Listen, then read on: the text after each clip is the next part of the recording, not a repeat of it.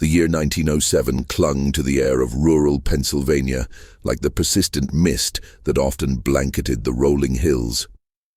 Fall was painting the landscape in hues of fiery red and deep gold, a deceptive beauty that belied the growing unease settling over the small, devout community surrounding St. Augustine's Convent. The convent, a formidable stone edifice nestled amidst a dense forest, had always been a beacon of solace and quiet contemplation. Now, it felt different. A subtle shift in the wind, a chill that had nothing to do with the changing seasons. Sister Agnes, her knuckles raw from scrubbing the convent's flagstone floors, felt it most acutely. She was an older nun, her face a roadmap of kindness and resilience, but today a furrow of worry creased her brow. The silence of the halls, usually a comfort, now felt heavy, almost suffocating. 2 novices, young women barely out of their teens, had vanished in the span of a week. First, novice Eleanor, a spirited girl with a laugh that could brighten the most somber days, simply hadn't appeared for morning prayers. Then, 3 days later, novice Mary, shy and reserved, vanished from her bed, leaving behind only the neat folded linens of her cot. The local constable, Officer Miller, a man whose face was etched with the weariness of a lifetime spent dealing with minor disputes and occasional drunken brawls, was out of his depth. He'd searched the immediate grounds, interviewed the remaining sisters, and found nothing.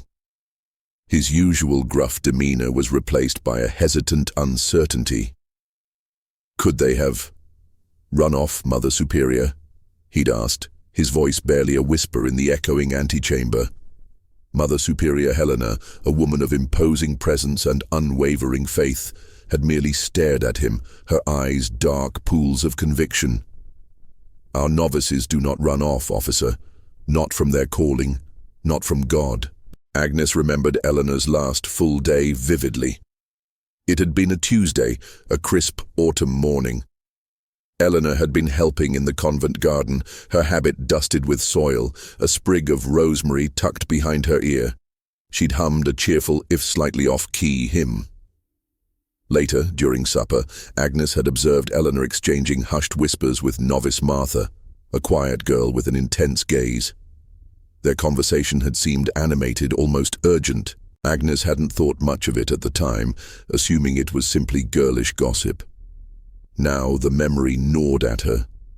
What had they been discussing? The convent itself offered few clues. Its ancient walls, thick and cold, seemed to absorb sound and secrets alike. The labyrinthine corridors, once familiar and comforting, now felt oppressive, each shadow holding a potential hidden meaning. The sisters moved with an uncharacteristic quietness, their whispers like rustling leaves, their eyes constantly darting, searching, perhaps for an answer, perhaps for another disappearance. Fear was a palpable entity within the hallowed halls, a silent prayer echoing in every empty space. Outside, the weather mirrored the convent's somber mood. A persistent, bone-chilling drizzle had set in, turning the fallen leaves into a slippery, decaying carpet. The wind whistled through the bare branches of the surrounding oaks, a mournful dirge that seemed to carry the lost whispers of the vanished novices. Officer Miller, undeterred by the lack of initial findings, had decided to expand his search, venturing deeper into the surrounding woods, a task made increasingly difficult by the encroaching twilight and the thick undergrowth.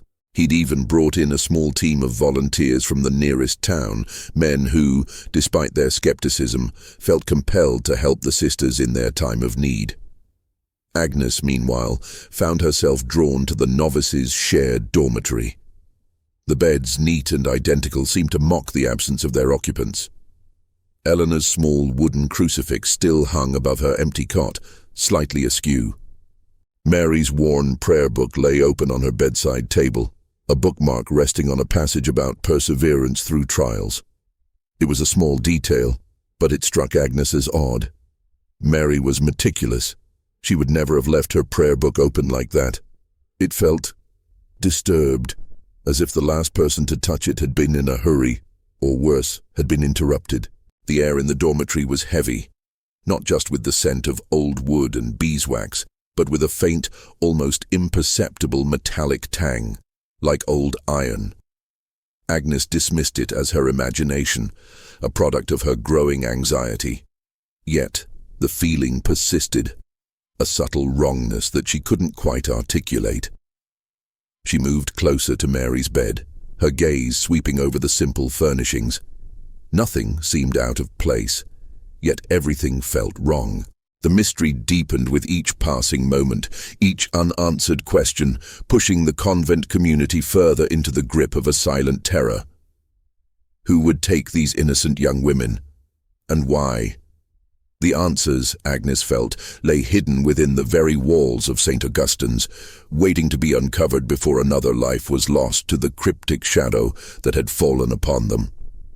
This is a fictional story, and any resemblance to real events, places or persons, living or dead, is purely coincidental. If you're finding this story intriguing and want to unravel the mystery alongside us, don't forget to subscribe to the channel so you don't miss the next chapters. The morning after Mary's disappearance brought no relief, only a heavier blanket of dread. Officer Miller returned, his face grimmer than before, mud clinging to his boots. His search party had scoured the immediate forest and the winding path to the nearest road, but found no trace. Not a discarded rosary, not a footprint out of place in the damp earth, nothing. The absence of any evidence was almost more unsettling than finding something. It suggested a meticulousness that sent shivers down Agnes's spine. Mother Superior Helena called an emergency assembly in the chapel. The air was thick with unspoken fears. The remaining novices huddled together, their young faces pale, their eyes wide with apprehension. Even the older sisters, usually stoic and unyielding, fidgeted with their rosaries, their gazes fixed on the flickering candles at the altar. Mother Superior stood before them, her voice a low, resonant rumble that attempted to project strength, but even she seemed to carry the weight of the unfolding tragedy. She spoke of faith, of resilience, of trusting in God's plan, but her words felt hollow against the stark reality of two missing souls. After the assembly, Agnes sought out novice Martha. Martha, usually so withdrawn, seemed even more so, her face a mask of profound sadness. She was tidying the chapel pews, her movements slow and listless. Agnes approached her cautiously, her heart aching for the young girl who had lost two companions. "Martha," Agnes began gently, "I saw you with Eleanor the day she disappeared. You two were talking quite intently." Martha flinched, her hand tightening around the dust rag. She didn't meet Agnes's gaze. We were just talking, Sister Agnes." Her voice was barely a whisper, laced with an undeniable tremor. "About what, child?" Agnes pressed, her tone soft but firm. "Was there anything unusual? Anything that might help Officer Miller?" Martha hesitated, gnawing on her lower lip. Her eyes darted around the empty chapel, as if afraid of being overheard, even though they were alone. Eleanor. She was troubled. She felt watched. Agnes's breath hitched. Watched? By whom? Martha wrung the rag in her hands. She didn't say. Just a feeling. She said she kept seeing shadows and she heard things. "Heard what?" Agnes urged, leaning closer. "Whispers." Martha finally managed, her voice barely audible. She said she heard whispers in the chapel, late at night, when everyone else was asleep. Martha then looked up, her eyes, usually so downcast, now held a deep, unsettling fear. "She said they weren't human whispers, Sister Agnes." Agnes felt a chill that had nothing to do with the dampness of the chapel. "Did she tell anyone else?" Martha shook her head. She was scared. She thought she was imagining things. We talked about it. She was thinking of confiding in Mother Superior, but she never got the chance. Martha then went on to reveal another unsettling detail. She also said she found something, a small dark stain on the floor near the back of the chapel by the sacristy entrance. She thought it was just water, but it didn't dry, and it had a strange smell. Agnes's mind raced. A stain, a smell, and whispers. This was more than just a simple runaway. This hinted at something far more sinister, something that had been lurking within the convent walls unnoticed. "Did you see this stain, Martha?" Martha nodded slowly. Yes, it was small, dark, and sticky, like old tar, but it wasn't tar. Agnes thanked Martha, her mind already forming a plan. She needed to investigate this stain immediately. The idea of strange whispers in the chapel, a place of peace and sanctity, sent a shiver of genuine unease down her spine. The convent, once a sanctuary, now felt like a cage, its secrets slowly bleeding into the quiet despair of its inhabitants. The persistent drizzle outside had given way to a heavier rain, drumming a relentless rhythm on the chapel's stained glass windows. The light filtering through was dim and muted, casting long, distorted shadows that danced with the flickering candlelight. Each gust of wind rattled the old windows, sounding like a sigh or perhaps a warning. The atmosphere inside mirrored the storm outside, turbulent, dark, and full of foreboding. As Agnes made her way towards the sacristy entrance, her old bones ached with a combination of exertion and mounting anxiety. The floorboards creaked under her weight, each sound amplified in the stillness. She scanned the area Martha had described, her eyes meticulously searching every inch of the worn stone. And then she saw it. A dark, almost black smudge. It was indeed small, perhaps the size of a thumbprint, and almost imperceptible against the darkened stone, but it was there. She knelt, her aged knees protesting, and touched it cautiously. It was dry now, but the residue was still present. And the smell? It was faint, but unmistakable. A metallic, coppery scent. The smell of blood. Her heart hammered against her ribs. This wasn't tar, this wasn't water, this was something profoundly disturbing. The whispers Eleanor heard, the stain, the smell. It painted a chilling picture. Eleanor had discovered something deeply unsettling, and it had led to her disappearance. And Mary perhaps had stumbled upon a similar truth. The realization hit Agnes with the force of a physical blow. The novices weren't just gone. They had been taken. And whoever was responsible was still here, within the very walls of St. Augustine's. The peaceful sanctity of the convent had been shattered, replaced by a sinister undercurrent that threatened to consume them all. The rain outside seemed to weep for the lost, while Agnes felt a cold resolve hardening within her. She had to find out what happened, for Eleanor, for Mary, and for the safety of the remaining sisters. The metallic scent on the chapel floor lingered on Agnes's fingertips, a chilling testament to the unspoken horror. She carefully scraped a tiny sample into a folded piece of parchment, her movements precise, almost surgical. She knew she couldn't present this to Officer Miller yet. He was a good man, but overwhelmed.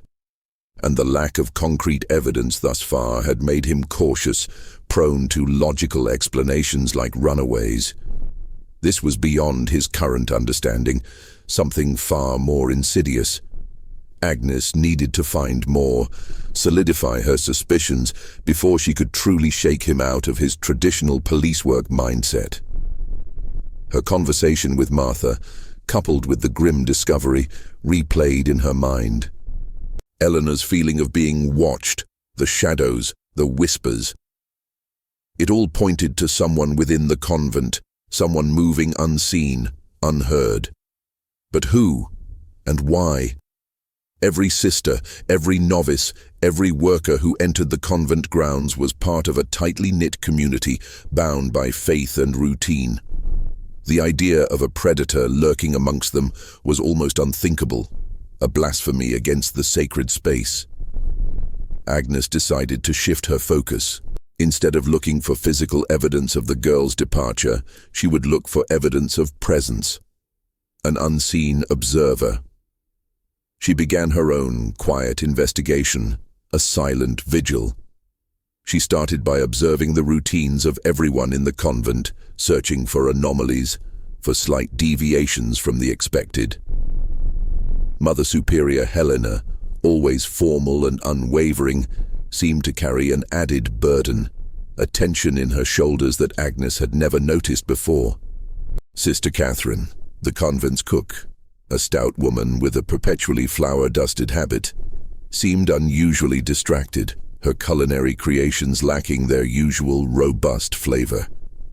Even the youngest novices, usually full of nervous energy, moved with a subdued quietness, their laughter replaced by hushed murmurs. The convent's architecture, once a source of comfort, now felt like a series of potential hiding places.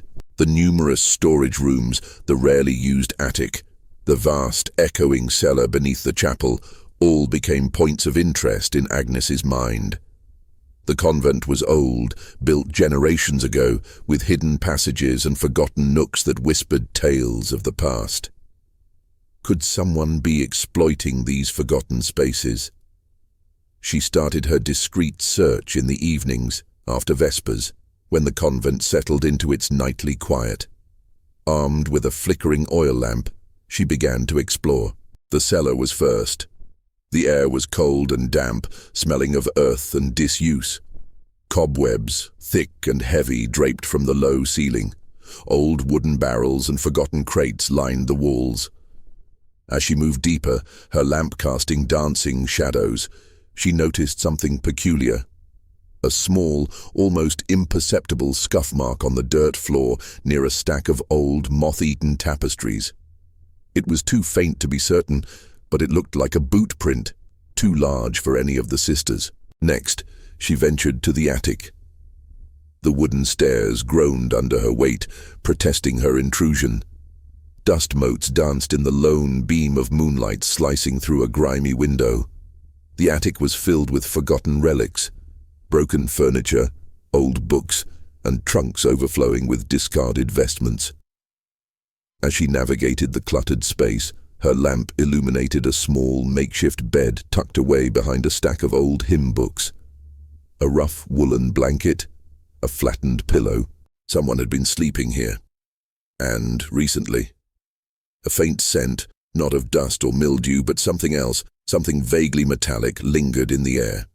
The same scent she had detected in the novices' dormitory. The discovery sent a jolt of fear mixed with grim determination through Agnes. Her hypothesis was proving terrifyingly true. There was indeed an unseen presence. But why here? Why lurk within the sanctity of the convent, targeting young, innocent novices? The motivation remained shrouded in a sinister fog. As she descended from the attic, the rain outside had intensified, lashing against the convent walls. The wind howled, a mournful lament that seemed to carry the lost whispers of the missing girls. The convent, once a bastion of peace, now felt like a stage for a silent, terrifying drama, with Agnes as the reluctant investigator. The emotional toll began to weigh on her. Sleep offered no respite, only fragmented images of Martha's terrified face, Eleanor's vibrant laughter, and Mary's quiet, studious demeanor. The guilt of not acting sooner, of not sensing the danger before it consumed them, gnawed at her. The next morning the convent was unusually subdued. The sisters moved like ghosts, their faces pale, their eyes hollow from sleepless nights. Officer Miller returned, his face a grim mask, his search in the woods proving fruitless. "Sister Agnes," he began, his voice strained, "we've found nothing. No sign of them. It's as if they simply vanished into thin air." Agnes looked at him, her heart heavy. She knew what she had to do. She produced the tiny piece of parchment with the dried stain. "Officer Miller," she said, her voice steady despite the tremor in her hands. "I believe this might be of some importance." She unfurled the parchment, revealing the dark smudge. I found this in the chapel, near the sacristy entrance, and the smell. It's a metallic scent. I also found evidence that someone has been residing in the attic, unseen. Officer Miller's eyes widened, a flicker of renewed determination replacing the weariness.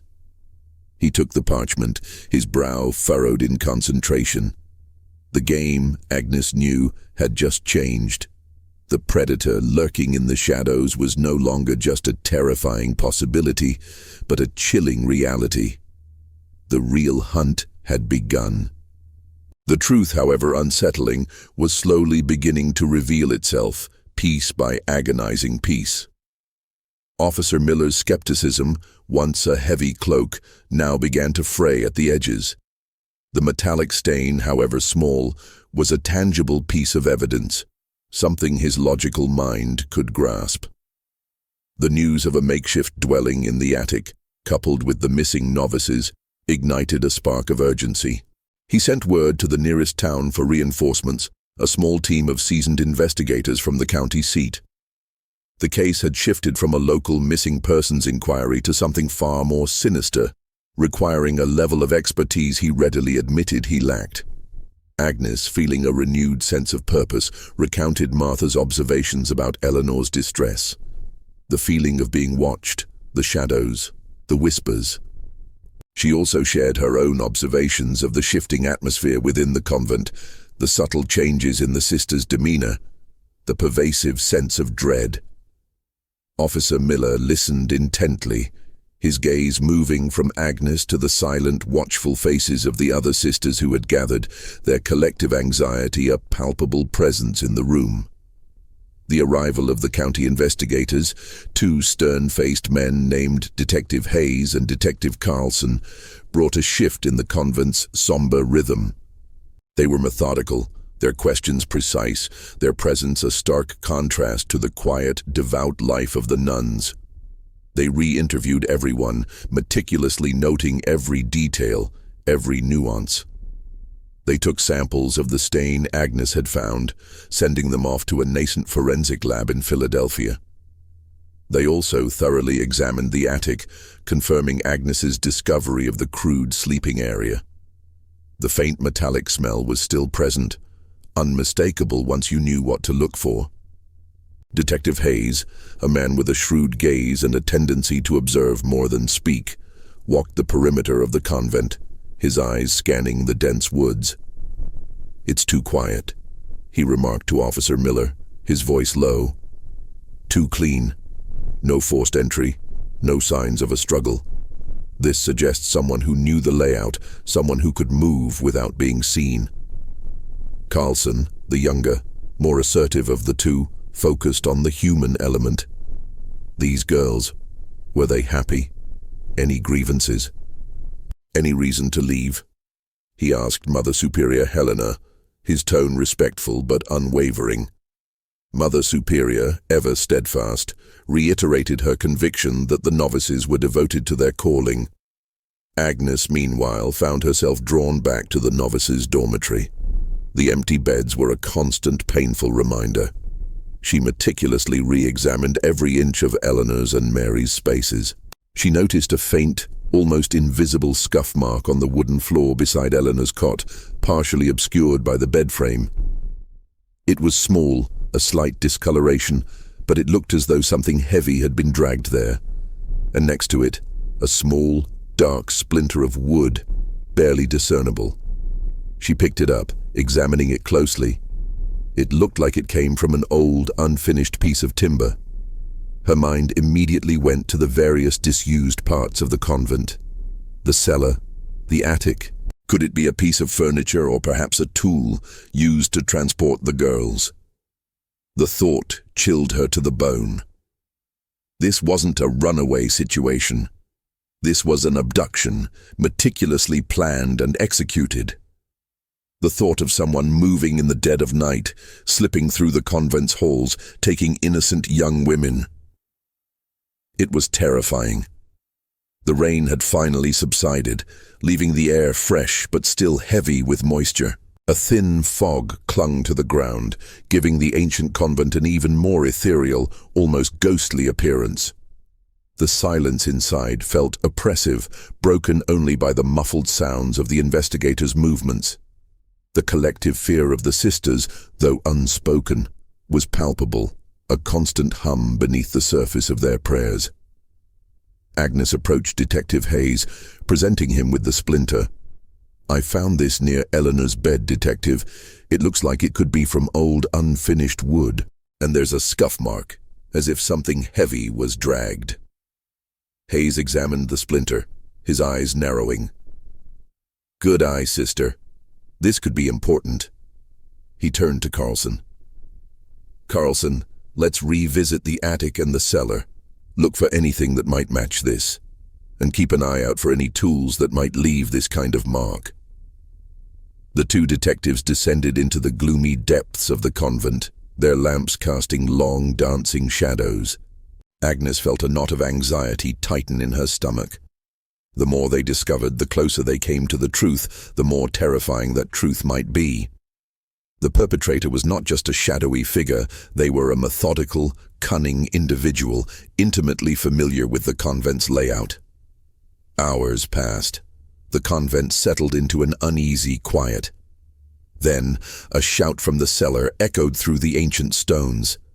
"Detective Hayes, come look at this!" Agnes, standing near the chapel, heard the urgency in Carlson's voice. She hurried towards the cellar entrance, her heart pounding. The air in the cellar was colder, denser. She saw Hayes and Carlson huddled near the far wall, their lamp illuminating a small, almost hidden alcove. Inside, partially obscured by crumbling masonry and a pile of old prayer books, was a narrow wooden door. It was old, clearly not used in decades, but it had recently been forced open. Splinters of wood lay on the damp earth floor, some matching the one Agnes had found. "This door," Hayes said, his voice grim, "leads to an old, unused tunnel system. It was sealed off decades ago. Looks like someone reopened it recently." Carlson added, his voice strained, "And look at this."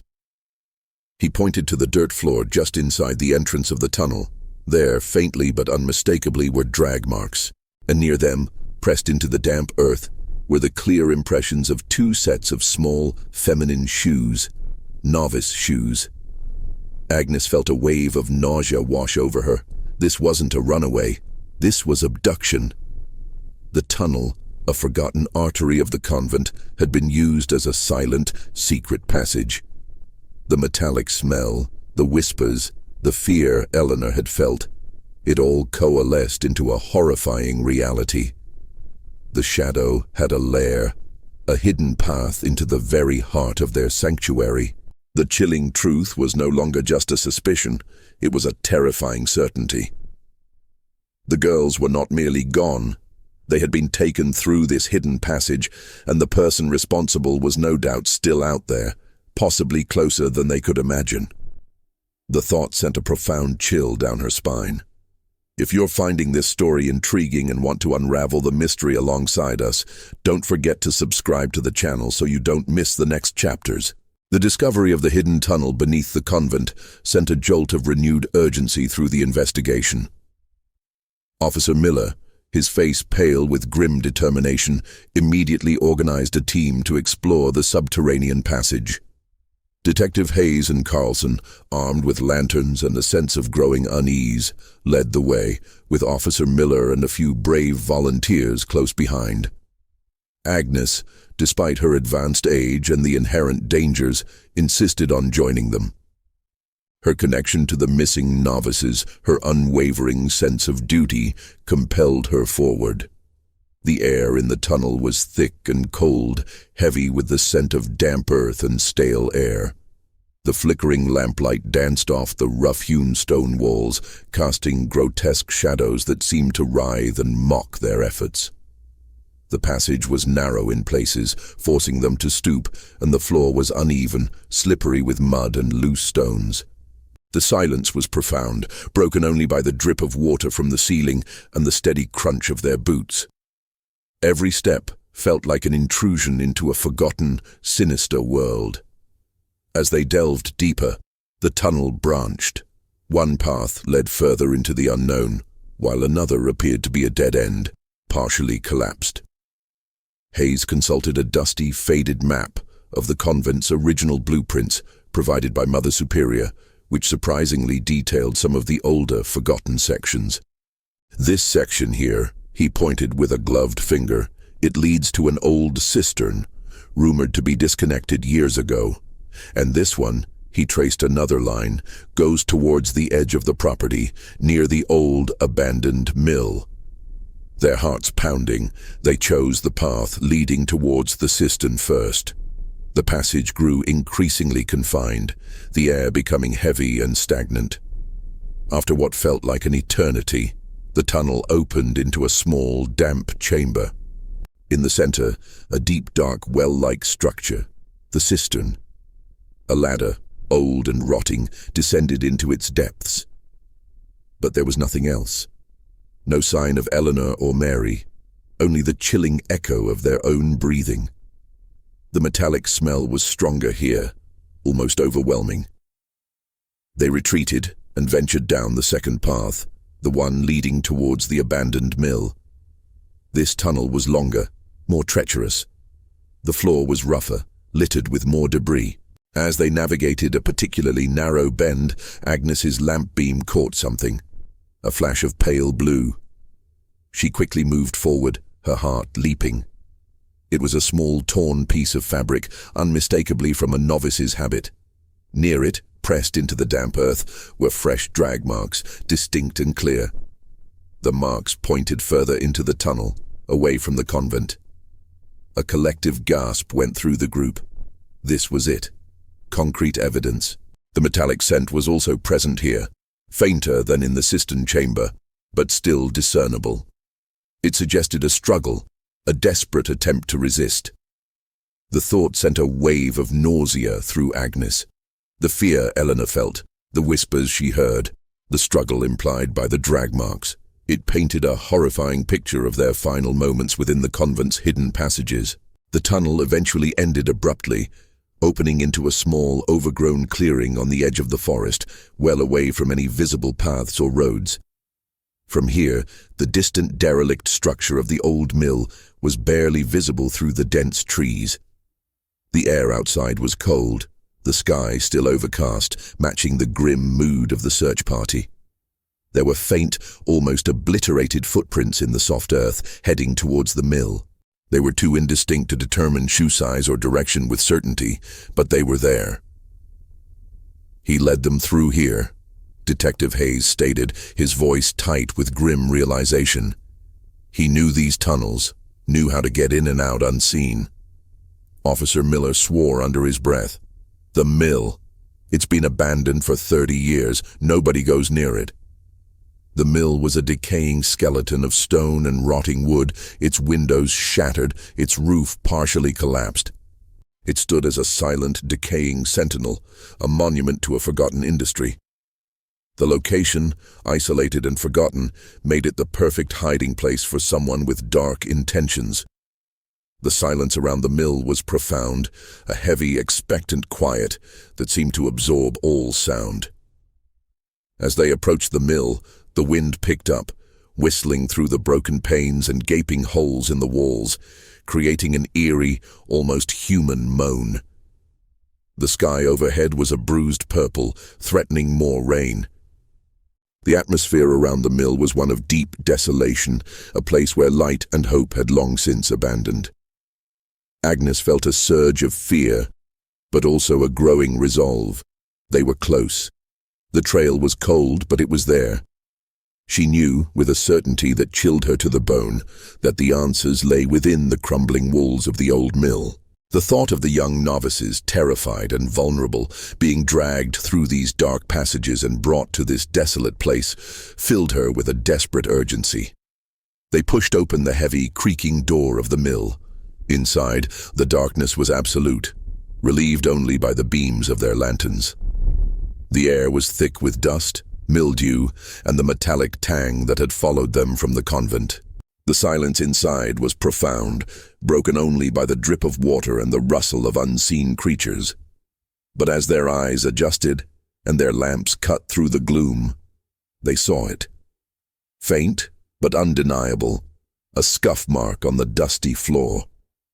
And further in, near a collapsed section of machinery, a small makeshift fire pit, recently used. The embers were cold, but the scent of ash was fresh.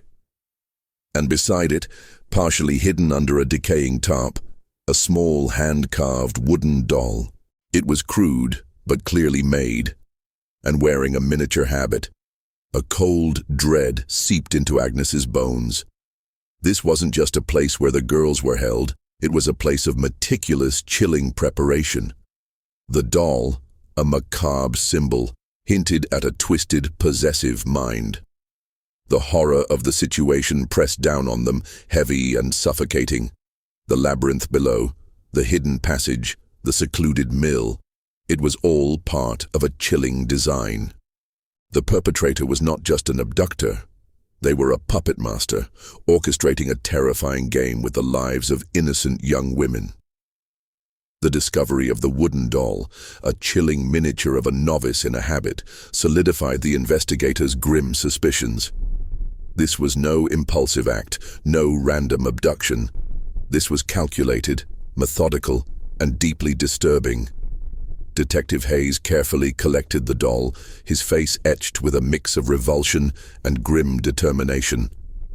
Officer Miller, less accustomed to such depravity, looked visibly shaken. The old mill, a silent, decaying monument, now felt like a mausoleum for lost innocence. Inside the mill, the team meticulously scoured every corner. The dust, thick and undisturbed in most places, showed signs of recent activity around the makeshift fire pit, and a small cleared area nearby. They found scraps of dried food, a discarded tin cup, and a length of rough twine. Unremarkable items in themselves, but chilling in this context. The metallic smell, now overwhelmingly strong, emanated from a corner near the back of the mill, where the remnants of the old water wheel once stood. As they investigated that area, they found something more definitive. Tucked away behind a loose stone in the crumbling wall, almost perfectly concealed, was a small, leather-bound journal. It was old, its pages yellowed and brittle but clearly written in. The script was precise, almost calligraphic. Hayes carefully opened it, his eyes scanning the first few lines. It was a diary, detailing the daily life of a man, interspersed with chilling observations about the convent, its inhabitants, and a growing obsession. The entries spoke of purification, of preserving innocence, and of a sacred task. The air in the mill grew colder, not from the weather, but from the horrifying realization that began to dawn on them. This was the mind of the abductor, laid bare. The journal spoke of a deep-seated resentment towards the outside world, a longing for a purer existence, and a belief that he was chosen to protect certain souls from corruption. It meticulously detailed the routines of the convent, the movements of the novices, even their individual personalities. The whispers Eleanor heard were not supernatural. They were the sounds of his movements, his stealthy presence. Agnes, her heart a leaden weight in her chest, recognized phrases, even descriptions of the novices that could only have come from someone intimately familiar with them. The architect of this terror was not an outsider. He was someone who had observed them, studied them, perhaps even interacted with them. The thought sent a jolt of ice through her veins. Could it be someone they knew? The journal didn't reveal a name, only initials, J.M. And then a chilling entry dated just a few days before Eleanor's disappearance. The first lamb is chosen. Her light shines too brightly in this corrupt world. She will be brought to the inner sanctuary. Officer Miller, looking over Hayes's shoulder, let out a shaky breath. This man, he thinks he's doing God's work. Or the devil's, Carlson muttered, his jaw tight. He's a fanatic. The journal continued to paint a disturbing picture of a man spiraling into delusion, convinced of his divine mission. It detailed his plans to build a sanctuary, a hidden, isolated place where he could protect his chosen novices from the perceived evils of the world. It meticulously described the hidden tunnel system, his method of entry and exit, and his precise timing. The man was not mad in the conventional sense, but dangerously, chillingly rational in his twisted logic. The sky outside the mill darkened further, a heavy grey pressing down, reflecting the oppressive atmosphere within. The wind howled through the broken windows, a mournful dirge. The rain began to fall again, a soft, relentless patter that echoed the quiet despair in Agnes's heart. The emotional toll of the investigation was immense. The knowledge that someone had so meticulously planned and executed these abductions, all under the guise of religious zeal, was almost unbearable. The sense of betrayal was profound. Agnes, her mind racing, tried to recall anyone who fit the description of a quiet observer.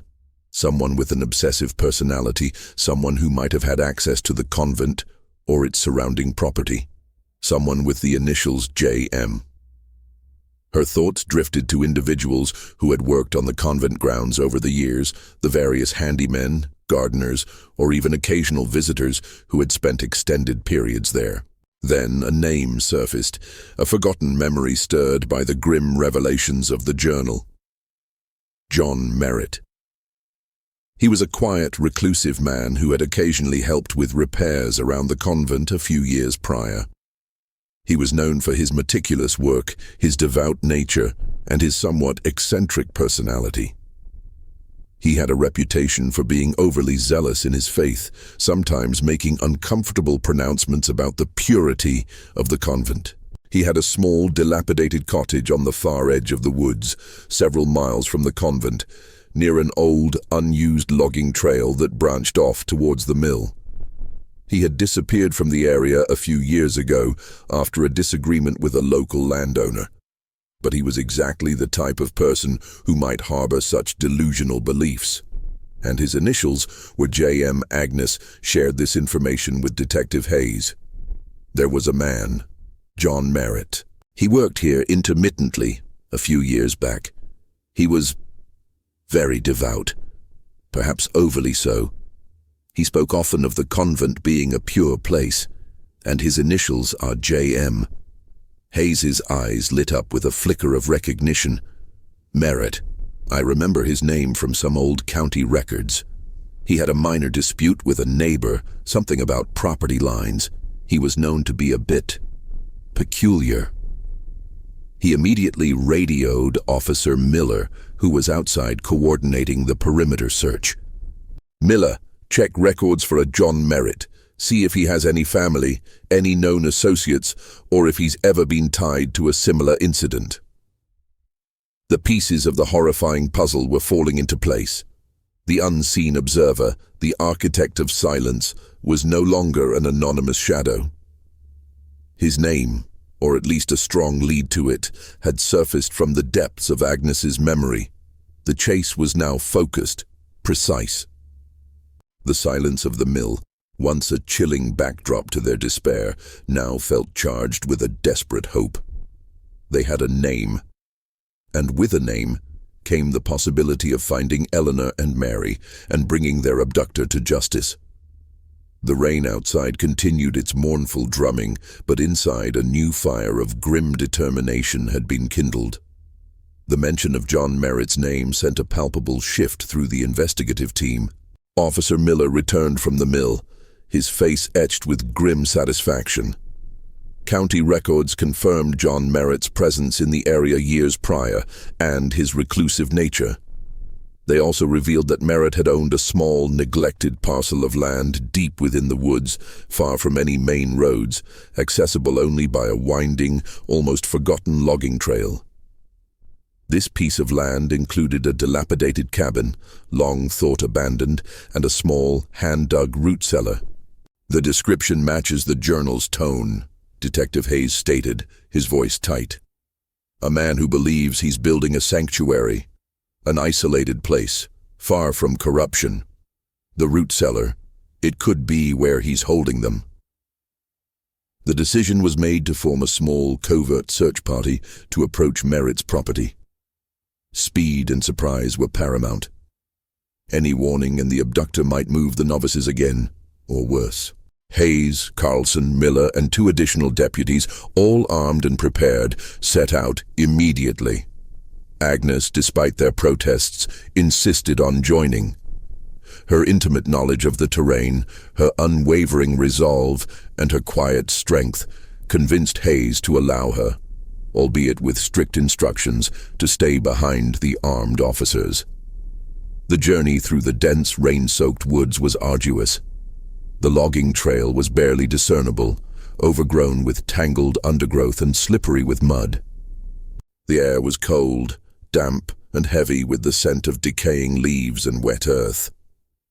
The forest, usually a place of quiet beauty, now felt menacing, each rustle of leaves, each snap of a twig, sounding like a hidden threat.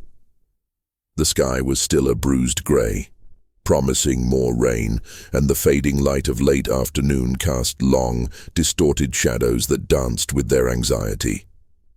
After nearly an hour of silent, painstaking trekking, they reached a small, desolate clearing. In the center stood the cabin, a ramshackle structure with boarded-up windows, its chimney crumbling. A thin wisp of smoke, barely visible against the gray sky, curled from the chimney. He was here. The team spread out, approaching the cabin cautiously, their movements synchronized and silent. Hayes signaled for silence, raising a hand. The only sounds were the soft patter of rain on the leaves and their own strained breathing. The tension in the air was suffocating, a heavy weight that pressed down on them all. As they drew closer, they noticed a faint, almost imperceptible smell of wood smoke and something else.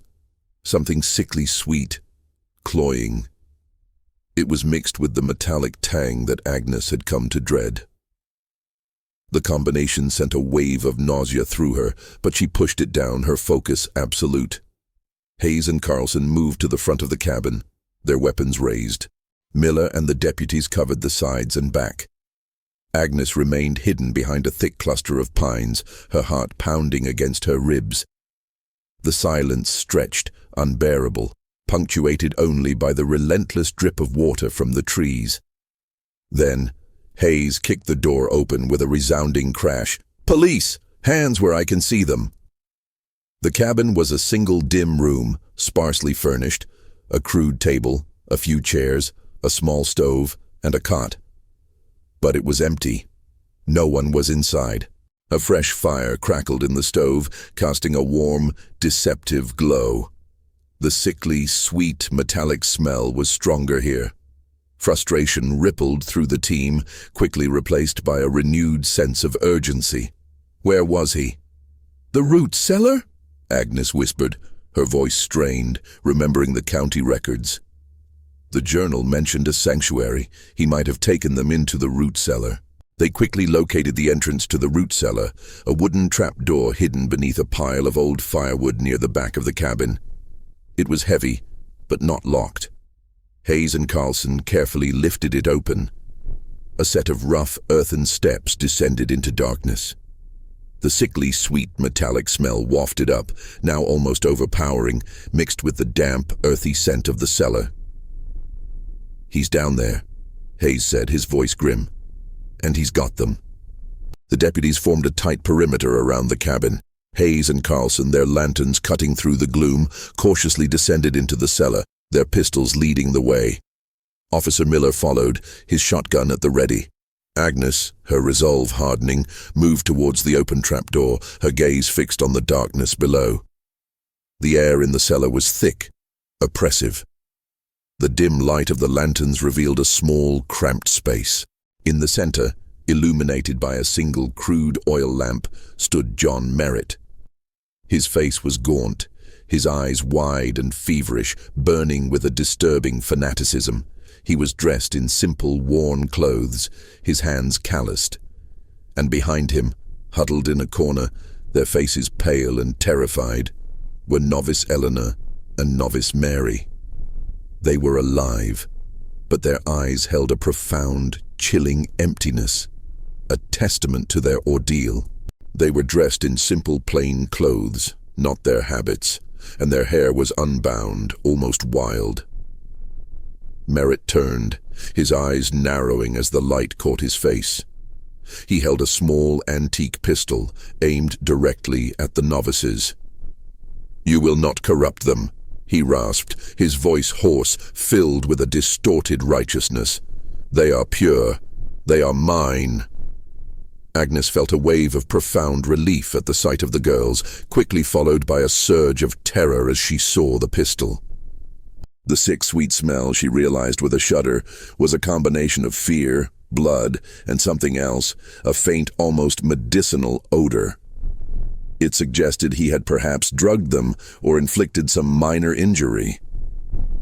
"Put the weapon down, Merritt," Hayes commanded, his voice firm, authoritative. "It's over. Let the girls go." Merritt's eyes darted between the officers and the cowering novices. He seemed to be weighing his options, his face a contorted mask of delusion and despair. The atmosphere was charged, every breath held, every muscle tensed. The rain outside continued its relentless beat, a drum solo accompanying the terrifying standoff. The isolated sanctuary had become a stage for a desperate, final confrontation. The lives of two innocent young women hung precariously in the balance.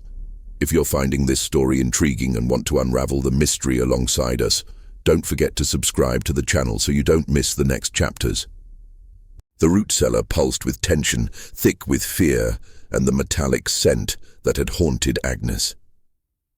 John Merritt, his face a mask of delusion, held an antique pistol aimed at the two cowering novices, Eleanor and Mary.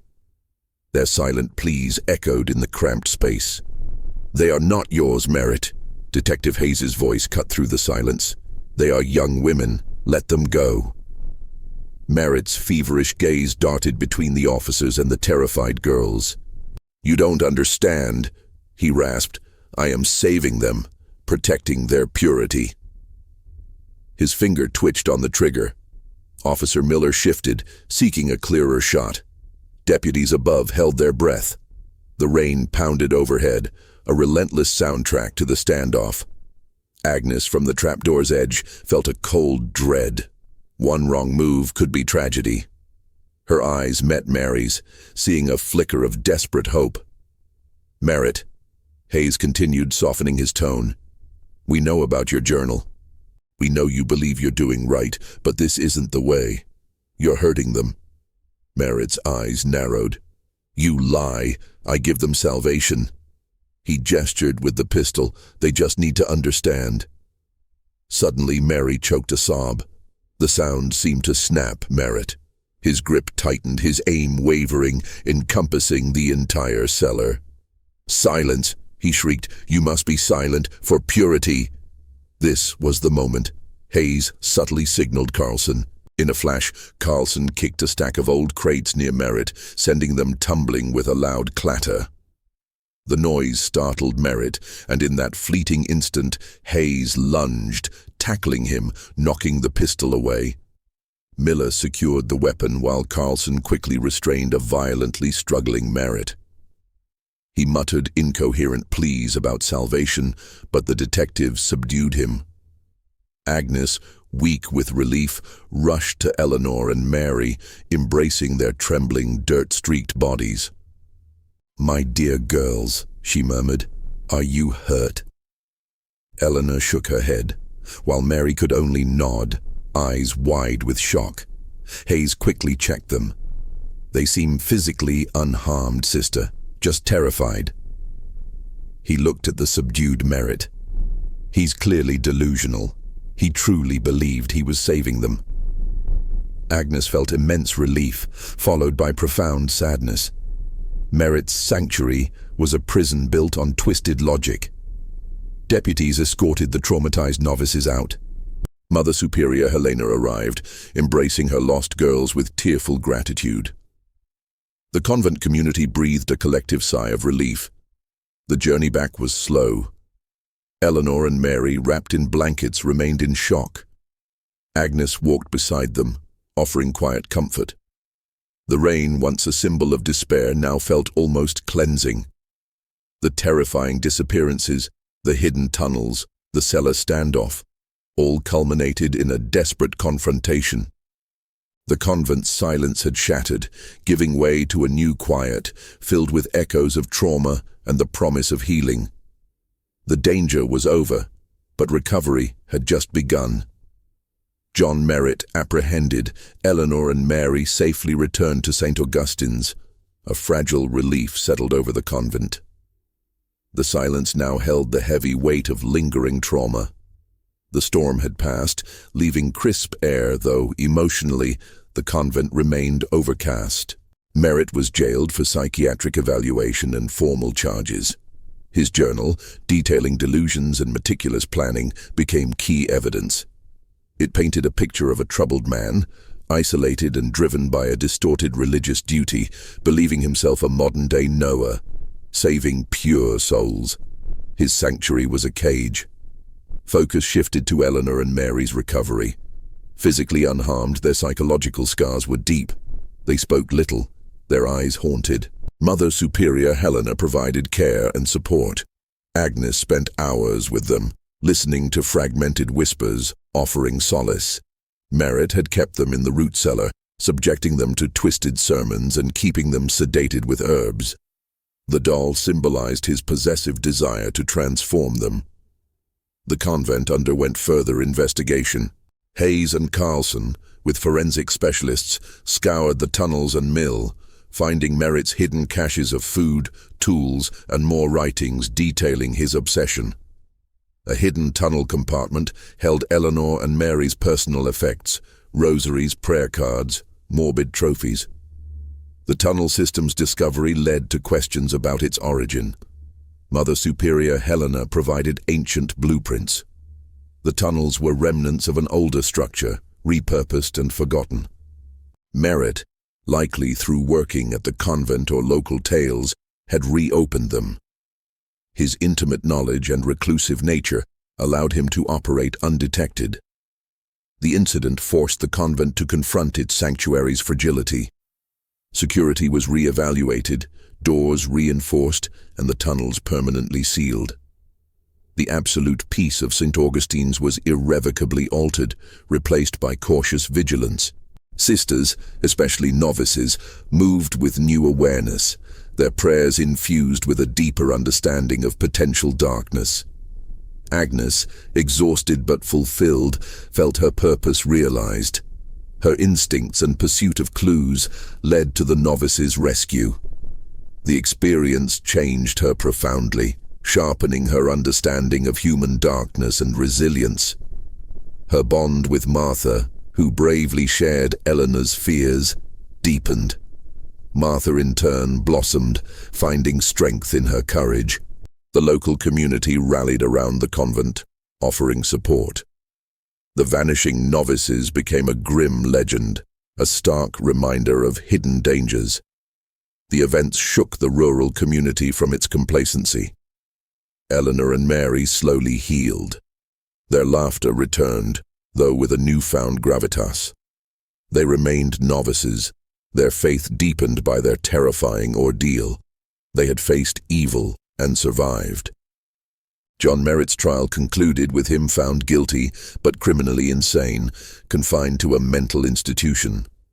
Newspapers sensationalized the story, but for the sisters, it was about faith's resilience, community strength, and human connection in the face of fear. The convent, scarred but stronger, began to rebuild its peace, knowing the past's echoes would always remind them of innocence's fragility and the enduring presence of shadows. Months later, early spring air replaced winter's bite. Trees around St. Augustine's budded hopeful green against ancient stone. Merritt's trial ended, a somber affair, but the community exhaled relief. Scars of the cryptic case of the Vanishing Novices remained, subtle but deep.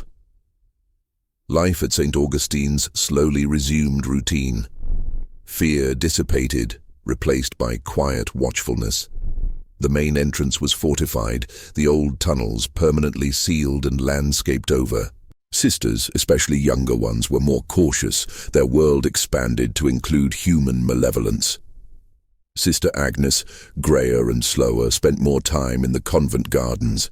Nurturing life brought her peace. She often saw Eleanor and Mary there, tending roses, their movements fluid. They stayed at St. Augustine's, their calling solidified, not broken. Their laughter, once hesitant, rang clearer, though shadows occasionally crossed their eyes, reminders of their past. They bore their unseen scars with quiet dignity. Mary, studious, found solace in the library. Eleanor, spirited, found comfort helping the local community. Her empathy deepened by suffering. She visited the orphanage, her gentle presence a balm. They never directly spoke of merit, the cellar, or the whispers, but their quiet strength spoke volumes. They had transcended trauma, finding deeper purpose. Officer Miller, though still constable, carried new gravitas. The case changed him, forcing him to confront unforeseen darkness. He often visited the convent, offering quiet reassurance, having forged an unlikely respect for Sister Agnes's courage and intuition. Detectives Hayes and Carlson returned to duties, the merit case a chilling benchmark in their careers. They remained in contact with Miller, a network of shared experience. Agnes sometimes wondered about merit in his institution. Did he still believe in his twisted sanctuary? Did he comprehend his actions' horror? She knew some wounds never truly healed, some minds never truly mended, but her focus remained on the living, on the convent's healing and renewal. One sunny afternoon, as Agnes pruned roses, Martha approached. Martha, instrumental in the early clues, had blossomed. Her quietness softened to thoughtfulness. Her eyes now held serene wisdom. "Sister Agnes," Martha said, "do you think we are truly safe now?" Agnes paused, gazing at the sun-bathed hills. "Safety, my dear Martha," Agnes replied, "is not just about locked doors. It is in our vigilance. It is in our understanding of the shadows and our unwavering commitment to the light." She looked at Martha. "The darkness exists, child. It always will. But so does the resilience of the human spirit, and that, Martha, is a far more powerful force." Martha nodded, a faint smile touching her lips. She understood. The convent faced its darkest hour and was irrevocably changed, but found new strength. The mystery was solved, the abductor brought to justice. But the true story was about ordinary courage, enduring faith, and healing. The Cryptic case left its marks, but paradoxically, illuminated the unwavering light within. This is a fictional story, and any resemblance to real events, places, or persons, living or dead, is purely coincidental.